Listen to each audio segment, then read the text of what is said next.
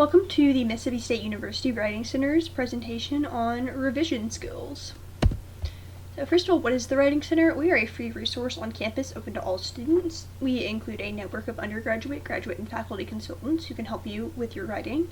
And we can help with anything that involves writing, whether that's academic, professional, or personal writing. And we're here for every stage of the writing process. So where are we located? We are in the Mitchell Memorial Library on the second floor. That's going to be the drill field entrance, so same floor as Einstein's. We're on when you walk in from the drill field, walk to the back right corner, and that's where we're going to be. We also have hours in the Templeton Athletic Academic Center, and we have evening and online hours as well. So first of all, what are the 6 steps of revision? So first step is going to be putting your draft aside, then getting feedback, annotating your paragraphs and constructing a backwards outline, rethinking your thesis, going back and working on your introduction and conclusion, and then finally proofreading. So first of all, that puts your draft aside. So that's going to mean not looking at your essay for a period of time. It's going to depend on how much time you have, but just a period of time.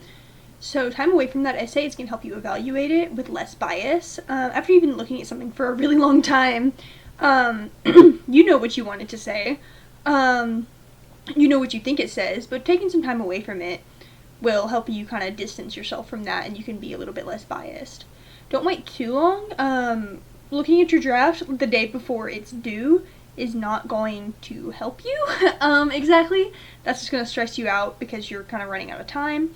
So definitely you want to start this writing process pretty early, from draft to draft. You want to have time to actually put some time between you and the draft without stressing yourself out.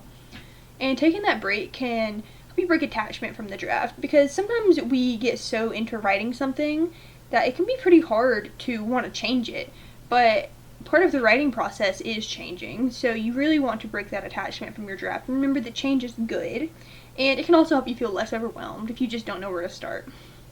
Remember though, like I said, last minute writing is more stressful than early editing, so find that balance depending on how much time you have. Next, we're going to try to get some feedback. This is a really great time to go to the Writing Center. This is what we're really good at. You can come during any stage of this process, honestly, but this should be a really good time because you're going to need another person to help you get feedback. You can't give yourself the best feedback. So you know what you're trying to say in your essay, and someone else can help you see whether you express that clearly or not. So after someone else reads your essay, discuss out loud like what you were trying to achieve and compare it to what they thought you meant. And whenever you're explaining to them what you were trying to argue, you're gonna end up clarifying it for yourself, and that can make it a lot easier for you to continue in that writing process. Like I said, this is a really great time to go to the Writing Center because we have consultants who can read your work and tell you what they got out of it, and that can help you bridge the gap between what you said versus what they got out of it. So next you're going to annotate your paragraphs and construct a backwards outline, and that sounds like a really big step, but it's really not. So basically that is just meaning identifying the main idea in each paragraph, and then you're going to rank their importance. So if you have one idea that you think is just the most important, you want that to come first. And just going down from there. You want to have your strongest ideas first.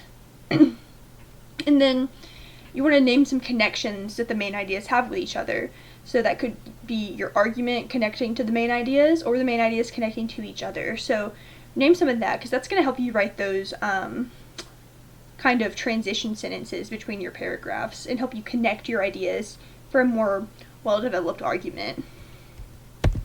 Next, we're going to look at the thesis again. You've already written your thesis at this point, but you're probably at this stage, you might need to change it. So you're going to probably want to restructure your argument.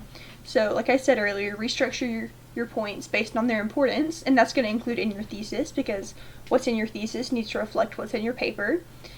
You want to cut any unimportant or repetitive information out of your paper and also out of your thesis if you have things multiple times. You really don't need that. And if your ideas have changed while you were writing, you might need to change your thesis in its entirety or just pieces of it and adjust how your essay is structured. So changing ideas is important. That is a very important part of the writing process because as you get into it, you might find that your ideas are changing. Don't be afraid to change your points or your thesis to properly fit your new stance or your new argument. That's a really important part, and it can be kind of scary, but it's really important, and that can really help your paper just flourish. After that, we're going to work on our introduction and conclusion. You want to make sure each paragraph begins with a topic sentence. That's going to include your introduction and conclusion. Although they're going to look a little different, you need to make sure that that is there. Each paragraph needs to link back to your thesis statement in some way, and that's once again going to include your introduction and conclusion. So your introduction should include your full final thesis at the very end of your introduction paragraph, and your conclusion is going to have your thesis, albeit worded differently, at the beginning of your conclusion paragraph. So, proofreading. This is a step that can be pretty daunting, and a lot of people end up skipping this step just because they don't feel like it, or they don't have time, or they use AI or Grammarly or whatever. They think that's good enough. And I think that's really important to actually proofread it yourself or get help proofreading from another person.